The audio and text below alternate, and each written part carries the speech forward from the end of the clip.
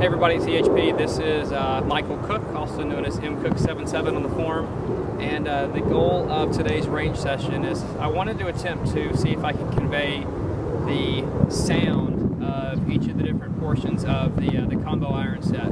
So I'm going to do some close-ups here with the video and try to get the 4 iron from the pocket cavities, the 6 iron from the split cavities, and the 9 iron from the blades. So it's not too windy, probably about 10 miles an hour, so hopefully that doesn't have an impact on the sound. But I'm going to try to get the camera down nice and close for you. So enjoy.